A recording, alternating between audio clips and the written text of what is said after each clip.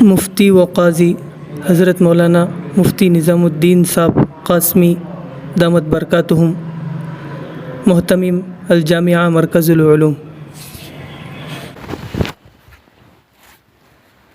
بسم اللہ الرحمن الرحیم۔ الحمد للہ رب العالمین، والصلاة والسلام علی سید الانبیاء والمرسلین محمد وآلہ واصحابہ اجمعین۔ محترم معزز بھائیوں، بزرگوں، پردہ نشین محترم خواتین، اللہ تعالی اپنے فضل و کرم سے ہمیں دین کی دعوت اور دین کی محنت کے لیے مختصر وقت کے لیے قبول فرمایا۔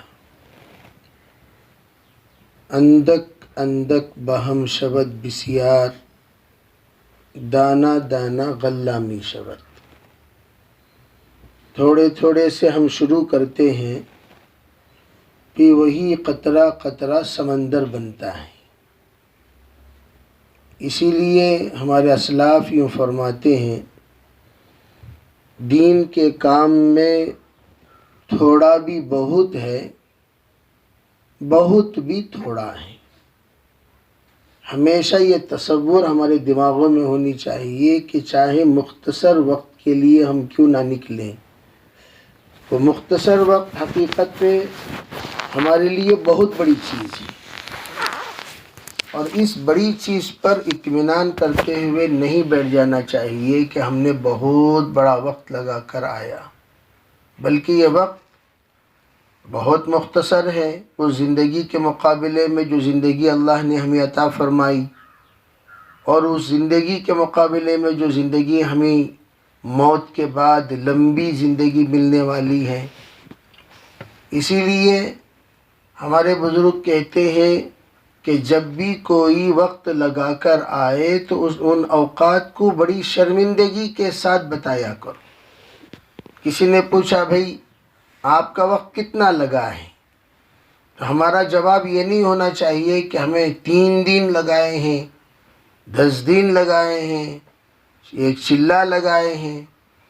فرمایا چلے کو بھی چلا کر مت بولا کرو، جب چلہ کہنے کا وقت آئے تو اسے بھی چلاؤ مت، چلے کو بھی چلاؤ مت۔ کیوں؟ بڑا وقت بھی چھوٹا وقت ہے۔ جیسے ہم عبادت کرتے ہیں، عبادت کے بعد ہم سے کوئی پوچھے کہ کتنے رکعتیں آپ نے ادا کی، تو ہمیں ضرورت نہیں ہے ان رکعتوں کو بتانے کی کتنی رکعت ہم نے پڑھی، بس جائزہ اپنی ذات کے لیے ہے۔ محاسبہ جس کو کہا جاتا ہے، حاسبو قبل ان تحاسبو، محاسبہ اپنی ذات کے لیے ہے، اپنی ترقی کے لیے ہے۔ ہم نے محاسبہ کیا کہ ہم نے کتنی رکعتیں پڑھی، کتنا قرآن ہم نے ختم کیا، کتنا ذکر و اذکار ہم نے کیا، ہم کتنی اللہ تعالیٰ کی اطاعت کیے۔ روزانہ محاسبہ ہم اپنے آپ کو لے لینا چاہیے۔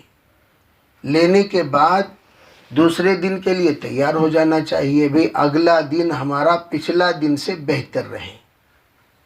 یہ روزانہ کا عمل ہے۔ اللہ کے راستے میں نکلنے کے بعد 3 طرح کے جذبات پیدا کرنا مقصود ہے۔ ایک، اطاعت کا جذبہ پیدا ہو جائے۔ پہلا دن ہمارا اگلا دن ہمارا پچھلے دن سے زیادہ بہتر ہو۔ پچھلا دن میں ہم نے کیا کیا، کیا نہیں کیا، کتنا نہیں کیا، عبادت کے اعتبار سے، اعمال کے اعتبار سے، افعال کے اعتبار سے، اخلاق کے اعتبار سے جائزہ لے کر ہم لوگ اس بات کے بارے میں سوچیں کہ ہمارا پچھلا دن جو کچھ ہم نے کیا ہے اس دن سے بہتر اگلا دن۔ نماز کے اعتبار سے بھی ہم نماز کی مشق کریں۔ اطاعت میں نماز اطاعت کی پہلی مشق ہے۔ اللہ اکبر تکبیر باندھ کر کھڑے، 2 رکعت ہم نے نماز پڑھی، تو 2 رکعت نماز پڑھنے کے بعد ہماری اس کے دوسرے دن کی 2 رکعت کیا پہلے دن کی 2 رکعت سے بہتر ہوئی کہ نہیں ہوئی، اس کا جائزہ لیں۔ تو پہلا کام ہمارا اطاعت۔ دوسرا کام کیا ہے؟ ہمارے اخلاق۔ اب یہاں سے جانے کے بعد ہماری بہنوں کو بھی ہم کارگزاری سنائیں گے، ماشاءاللہ ہم 3 دن لگا کر آئے، 3 دن لگا کر آئے، 3 دن لگا کر آئے۔ وہ 3 دن کے بارے میں لوگ دیکھیں گے، اے نا 3 دن لگا کو آئی کہتے بچی، یہ 3 دن لگا کو آئی کہتے انو آپا۔ اب 3 دن لگا کر آنے کے بعد کیا فرق محسوس کر رہے ہیں؟ جیسے حاجی حج کو جا کر واپس آئے، واپس آتے ہی حاجی صاحب کی کیفیت ان کے اقوال سے اور ان کے افعال سے معلوم ہوتی ہے۔ اب آتے ہی انہوں نے اشیاء کا ذکر فرمایا، چیزوں کا ذکر، تو اس کا مطلب یہ ہے کہ چیزوں کو بسا کر تشریف لائے ہیں۔ آتے ہی کھانے کا ذکر فرمایا تو کھانا بسا کر تشریف لائے ہیں۔ آتے ہی اعمال کا ذکر فرمایا، فرمایا اللہ کے راستے میں جو بھی اونچ نیچ ہو ان تمام اونچ نیچ کو بیان نہیں کرنا چاہیے۔ جیسے جاتے ہی کیا بھی مچھروں کا ذکر فرماتے ہی سننے والوں کے دماغوں میں یہ بات بیٹھ گئی کہ بھئی جہاں جاتے ہیں وہاں مچھروں کی کثرت ہوتی ہے، مچھروں سے ڈر کر ایک بڑی جماعت رہ جائے گی۔ بھئی ہمیں نہیں جاتے بھی جماعت میں کہ وہاں مچھراں کہتے ہیں۔ بھئی مچھر تو دنیا میں ہر جگہ پر ہیں، کہاں نہیں ہے مچھر؟ مچھر تو سب جگہ۔ مچھر کو دیکھ کر گھر خالی کرنے والا احمق کہتے ہیں اس کو۔ مچھروں کو گھر سے نکالو، گھر سے تم مت نکلو۔ مچھروں کو بسانے کے لیے نہیں، مچھر بھگانے کے لیے ہیں۔ صحابہ کرام تیر کھائے، ہم کیا کھا رہے ہیں؟ مچھر کھا رہے ہیں۔ کم از کم یہ تو تسلی دے سکتے ہیں۔ تو تذکرہ یہ نہیں کرنا کہ وہاں گئے، وہاں یہ ہے وہ ہے، کمی کبھی بیان مت کرو۔ یہ کمیوں کو خوبیوں سے دور کرو۔ جتنی کمیاں ہیں ان تمام کمیوں کو خوبیوں سے وہاں۔ تو علماء فرماتے ہیں خوبیاں، جسے مرحومین کی بھی خوبیاں بیان کرنے کو کہا جاتا ہے، اذکروا محاسن موتاکم۔ تو اسی طریقے سے خذ ما صفا ودع ما کدر، جو اچھی چیزیں ہیں وہ لے لیا کریں، جو چیزیں ہمیں ناپسند ہیں اسے چھوڑ دیا کریں۔ اللہ کے رسول صلی اللہ علیہ وسلم ما آب رسول اللہ صلی اللہ علیہ وسلم طعاما قط، سرکار نے کبھی کسی کھانے پر عیب نہیں لگایا، اچھا ہوتا پسند آتا تو کھا لیتے ورنہ چھوڑ دیتے۔ تو اسی طریقے سے ہمارا کام کہ ہم لوگوں کو جو جو اچھا لگا وہ بیان کریں۔ دوسری بات علماء کیا کہتے ہیں کہ ہم لوگ جس وقت ہم سے کارگزاری پوچھی جائے تو اس وقت میں ایسی کارگزاری سنائیں جس کارگزاری سے ان کو اللہ کے راستے میں نکلنے کی ترغیب پیدا ہو۔ آئندہ ارادہ عزائم، ارے ہم بھی آئندہ بار تمہیں گئے تو ہم نہ بھی بلا لگ جاؤ، آئندہ بار تمہیں گئے تو ہم نہ بھی بلا لگ جاؤ۔ اس طریقے سے دوسرے بھی اپنا ارادہ ظاہر کرنا چاہیے، بھئی ہم بھی آئندہ بار آئیں گے، ہم بھی آئندہ بار آئیں گے۔ افسوس ظاہر کرنا چاہیے، بھئی ہمیں کیوں نہیں آپ لے کر گئے، ہم بھی تو تیار تھے، بھئی آئندہ بار ذرا یاد سے بلا لگ جاؤ ماں۔ یہ اور وہاں ہم جو گئے، جانے کے بعد بہت ساری گھروں میں، جب بڑے بڑے گھروں میں اگر قیام رہا ہوگا تو بہت سارے اشیاء دیکھے ہوں گے، تو وہاں کے اشیاء کی لسٹ نہ لائیں۔ جسے ہمیشہ میں کہا کرتا ہوں کہ ایک صاحب جماعت میں گئے 3 دن کے لیے، آتے ہی بیگم بولی جی آؤ جی ذرا کراکری کی دکان جا کو آئیں گے۔ کیا قصہ؟ نہیں وہ آپا ہے کہ یہاں کپاں اچھے تھے، یہ آپا ہے کہ یہاں جگہ اچھے تھے، وہ آپا ہے کہ یہاں پردے اچھے تھے۔ آتے ہی مارکیٹنگ شروع، 3 دن میں 3000 کا خرچہ، تو 10 دن لگائے تو 10,000 کا خرچہ، چلہ لگائے تو چلے کا خرچہ۔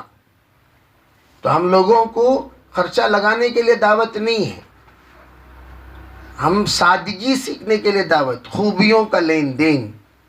مولانا یوسف رحمۃ اللہ فرمایا کرتے تھے اللہ کے راستے میں نکلنا اور نکالنا خوبیوں کے لین دین کے لیے۔ جو جہاں بھی تم جا رہے ہو وہاں کے خواتین میں کچھ خوبیاں دیکھی ہوں گی، کسی کے اندر آپ خدمت دیکھے ہوں گے، کسی کے اندر آپ عبادت دیکھے ہوں گے، کسی کے اندر آپ نرمی دیکھے ہوں گے، کسی کے اندر آپ سادگی دیکھے ہوں گے۔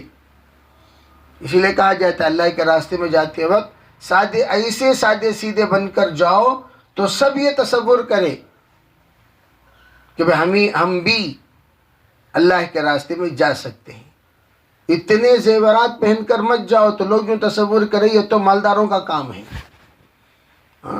اور اتنے سادگی کے ساتھ بھی مت جاؤ تو لوگ یوں سمجھے یہ تو غریبوں کا کام ہے۔ درمیان، خیر الامور اوساطها، نارمل زندگی اور سادگی میں بہت بڑی برکت ہے اور بہت بڑی عافیت ہے، نظر بد سے حفاظت ہے اور ترقی ہے۔ تنزلی سے اللہ تعالیٰ بچاتے ہیں سادگی سے، اور سادگی میں عمومیت ہے۔ ہم کھانے میں سادے سیدھے بنے، پہننے میں سادے سیدھے بنے۔ البذاذۃ من الایمان، حضور صلی اللہ علیہ وسلم نے اسی کو فرمایا۔ تو ہم جب واپس جائیں گے تو جانے کے بعد 5 وقت کی نماز اذان ہوئی اور ہم اسی طرح غافل رہے جیسے پہلے رہتے تھے تو لوگ کیا کہیں گے؟ دیکھو ماں، اللہ کے راستے میں جاؤ کو آئی کہتے نمازوں کا اہتمام نہیں۔ ہماری وجہ سے جماعت دعوت بدنام نہ ہو۔ نماز پابندی، پردے کا اہتمام، ہماری اوڑھنا اس طریقے سے یہ بات محسوس ہو ماشاءاللہ ان کے اندر کچھ تبدیلیاں آئی ہیں، اور ہماری گفتگو میں نرمی، جیسے کہا کہ حضرت مولانا اسلام علیہ فرماتے تھے کہ واپس جانے کے بعد تمہارے بیگمات یوں کہیں ماشاءاللہ بدل کر تشریف لائیں، خیرکم خیرکم لأہلی وانا خیر لأہلی، گھر والوں کے اندر تبدیلی محسوس ہو۔ شوہر یوں کہے میری بیگم بدل گئی، بیگم یوں کہے میرے شوہر بدل گئے، کچھ نہ کچھ تبدیلی آئی، تو یہ محسوس ہونے کے لیے اللہ کا راستہ ہے۔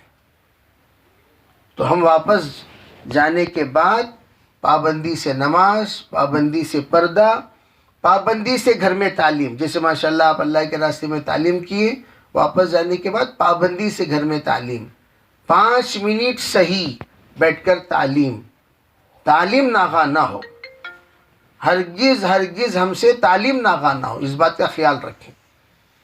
تعلیم یقو انفسکم و اہلیکم نارا کا حکم کی ادائیگی ہے۔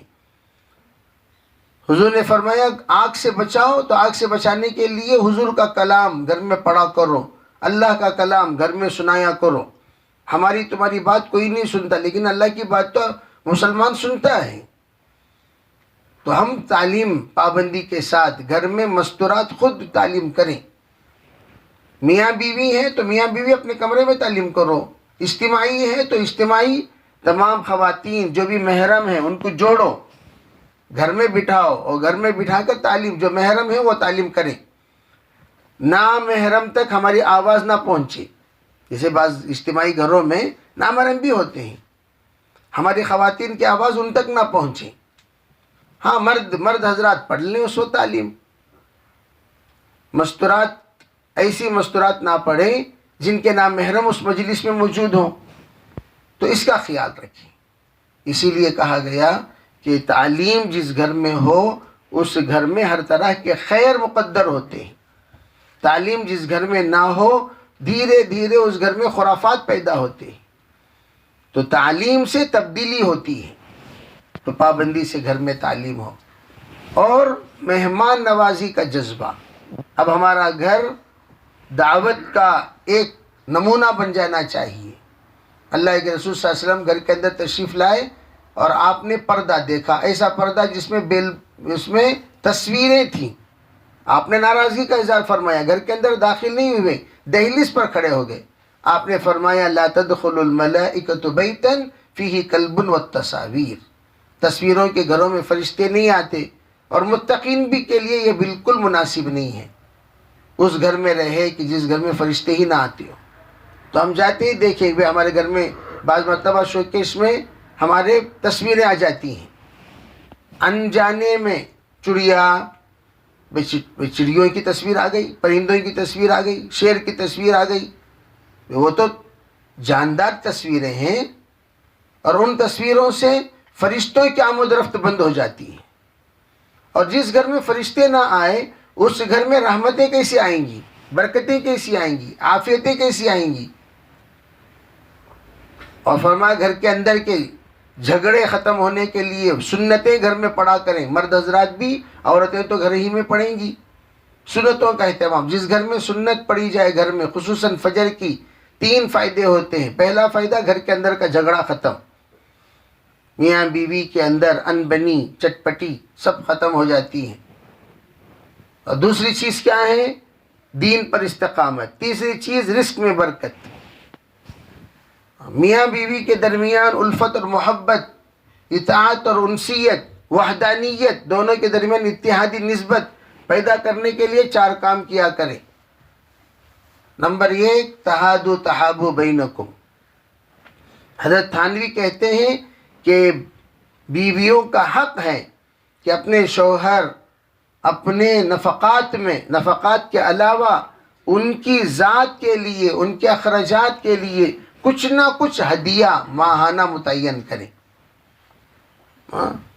ایک صاحب کو بھائی روزانہ تمہیں آ کر اپنے بیگم کو ہدیہ دینا کو، تو روزانہ میں ہدیہ دیتی ہوں حضرت، کیا جی کو؟ تو کوتمیر کا کٹا کرتے ہیں۔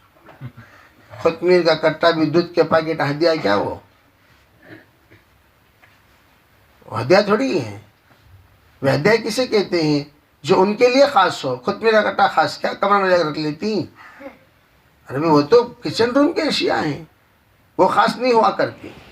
ہدیہ، ہدایہ سے محبتیں پیدا ہوتی ہیں۔ نمبر 2، تعریف۔ میاں کی تعریف بیوی، بیوی کی تعریف میاں۔ مستورات کو تعریف بہت پسند۔ چائے اچھی ہے خوش ہو جاتی، خالی چائے اچھی ہے بولو خوش، دال اچھی ہے خوش۔ کبھی تعریف کرنا بھی سنت ہے۔ حضور صلی اللہ علیہ وسلم تعریف کرتے تھے حضرت عائشہ کی، عائشہ تمہاری مثال ایسی ہے جیسے کھانوں میں سرید۔ عائشہ خوش رضی اللہ عنہ، جیسے کھانوں میں سرید، آپ نے تعریف فرمائی۔ تو اسی طریقے سے ہم کھانے کی تعریف، ایک بزرگ نے کھانا کھائے گھر میں اور آپ نے تعریف فرمائی، اندر سے ہچکیاں۔ حضرت نے کہا ارے بھی ہم نے کچھ غلط کہہ دیا؟ اندر خاتون سے معلوم کیا گیا تو کہنے لگی 35 سال سے میرے شوہر کو پکا کر کھلا رہی ہوں، آج تک اچھا ہے اچھی ہے نہیں بولے، ہمیشہ دسترخوان پر عیب، کیا جی نمک زیادہ ہو گیا، یہ زیادہ ہو گیا، کھانا کچا ہو گیا، مرچی بنگی ہو گئی۔ یہ کوئی طریقہ ہے؟ ابھی کھانے کی تو تعریف کریں۔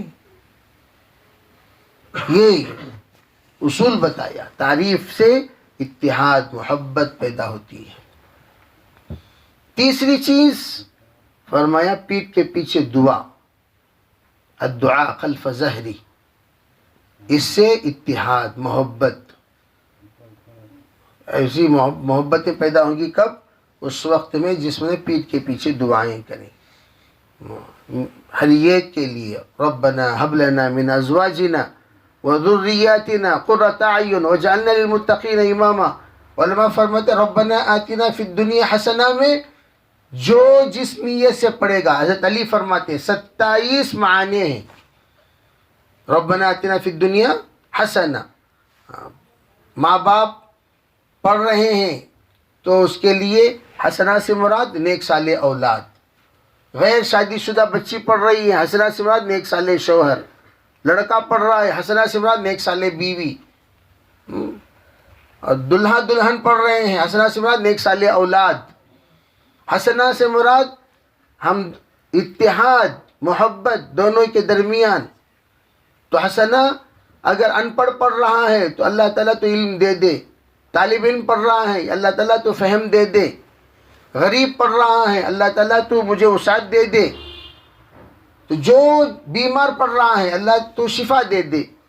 مختلف معنی ہے حسنہ میں، تو اس کا اہتمام کے ساتھ جو چیز ہمیں ضرورت ہے حسنہ میں ہم اس کی نیت کر لیں۔ ربنا آتنا فی الدنیا حسنہ، یہ فرمایا، دعاؤں کا اہتمام پیٹھ کے پیچھے۔ چوتھی چیز خدمت، اکرام۔ 5ویں چیز اکرام ہے، خدمت۔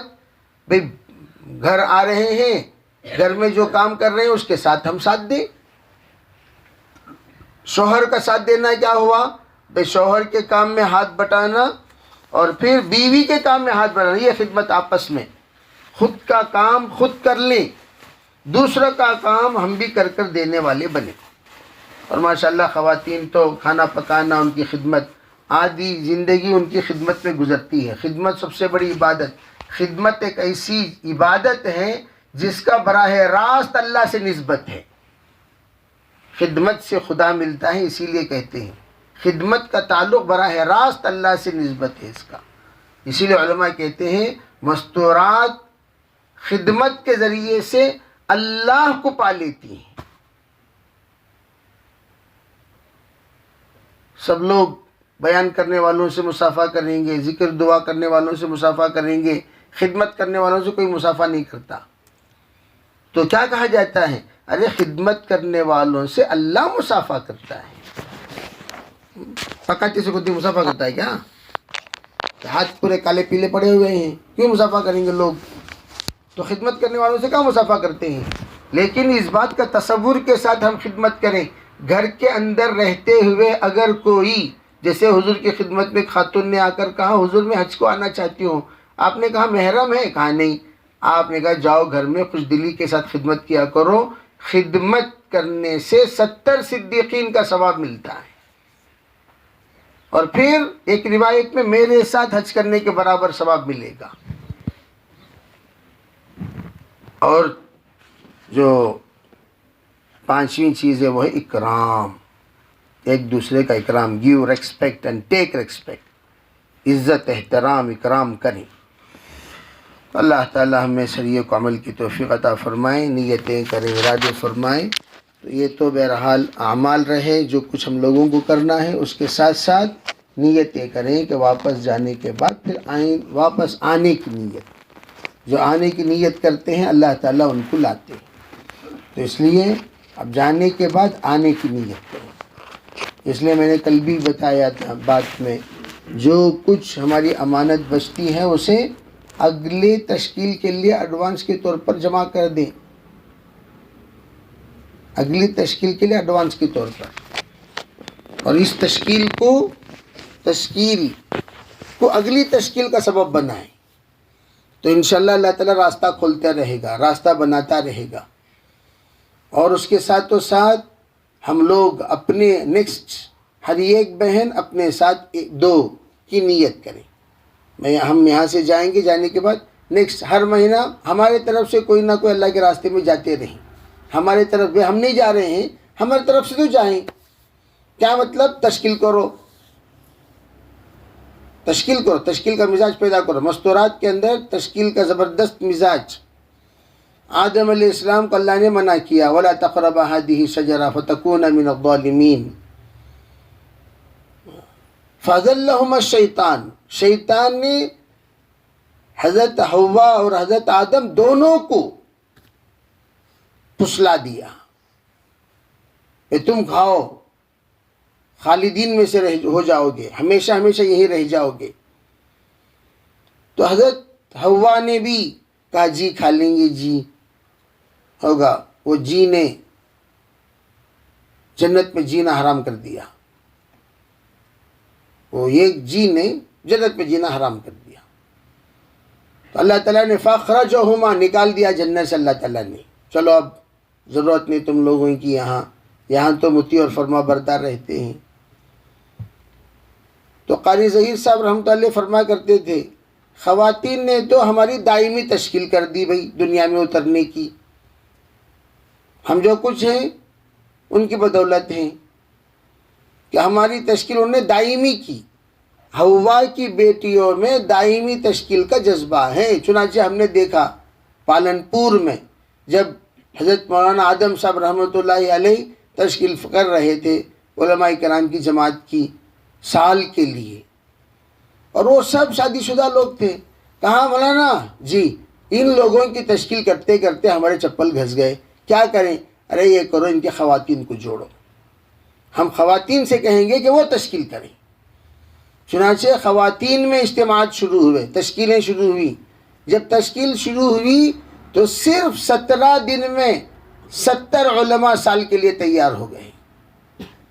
17 दिन में 70 उलमा उधर जाते ہیں تو امی کی تشکیل، ادھر آتے ہیں تو بیگم کی تشکیل، ادھر جاتے ہیں تو بہن کی تشکیل، آخرکار بستر اٹھانے پر مجبور ہو گئے، نکلے علماء. علماء کی 70 میں سے میرے ساتھ بھی ایک جماعت دی گئی اور ہم بھی لے کر گئے. اس میں 7 شادی شدہ تھے، بقیہ غیر شادی شدہ تھے، 18 علماء کرام کی جماعت. اور اتنی اطاعت ان کے اندر آ گئی، پالن پوریوں کو بال سے بڑی محبت. عورتوں کو تو بال سے محبت رہتی ہے ہمیشہ، بال بھی کھال بھی مستورات کی بہت فکر مند چیزیں ہوتی ہیں. مردوں کو بھی بال سے بڑی محبت، بہت لگاؤ. ہم نے ان کی تشکیل کی، پہلی تشکیل میں پہلے بال نکالو، بال منڈاؤ. تو ماشاءاللہ 17 کے 17 بال منڈا لیے، کسی نے بھی نہ. حالانکہ بال بہت محنت سے وہ لوگ سجائے ہوئے تھے. بالوں کو سجانا ایک مستقل ایک کام ہوتا ہے ان لوگوں کے لیے. تو اتنی اطاعت آ گئی. تو خیر اللہ تعالی ہم میں شریعت کو عمل کی توفیق عطا فرمائے. ہمارے خواتین اگر نیت کر لیں تو آپ کے اولاد میں حفاظ بننا، علماء بننا اور آپ کا اللہ کے راستے میں آگے نکلنا، ہر چیز آسان. اب خواتین انشاءاللہ نیت کریں، ارادے فرمائیں، دھیرے دھیرے ہم لوگ آگے بڑھیں گے اور آگے کی منزل تک پہنچیں گے. اللہ تعالیٰ سب کو عمل کی توفیق عطا فرمائے. لک الحمد و لک الشکر. اللہم صلی علی سیدنا محمد وعلی آل سیدنا محمد وبارک وسلم. اللہم ارنا الحق حقا وارزقنا اتباعہ وارنا الباطل باطلا وارزقنا اجتنابہ. اللہم آت نفوسنا تقواها وزکها انت خیر من زکاها انت ولیها ومولاها واہدنا الی سواء السبیل واہدنا الی سواء الصراط. اے اللہ ہم سب کے گناہوں کو معاف فرما، خطایا سے درگزر فرما، بقیہ زندگی رحمات پر مرضیات پر گزارنے کی توفیق عطا فرما. یا اللہ جو کچھ ہم نے کیا ہے اپنے فضل و کرم سے قبول فرما. یا اللہ ہم بڑے کمزور ہیں، یا اللہ تو کمزوروں کی مدد کرتا ہے. ہم ایمان کے اعتبار سے بھی کمزور ہیں، اعمال کے اعتبار سے بھی کمزور ہیں، یا اللہ حیا کے اعتبار سے بھی کمزور ہیں، تقوی کے اعتبار سے بھی کمزور ہیں، اطاعت کے اعتبار سے بھی کمزور ہیں. یا اللہ من کل الوجوہ ہم ہر اعتبار سے کمزور ہیں. یا اللہ تیری تائید شامل حال فرما. اللہم ایدنا بتائیدک، اللہم ایدنا بتائیدک، اللہم ایدنا بتائیدک. اے اللہ اپنے فضل و کرم سے ہمیں مطیع اور فرما بردار بندوں میں شامل فرما. یا اللہ نیک برگزیدہ بندوں میں شامل فرما. ہمیں نیک مرد بنا، ہمارے خواتین کو نیک خاتون بنا. یا اللہ سب کو جنتی راستے میں چلنے کی توفیق عطا فرما.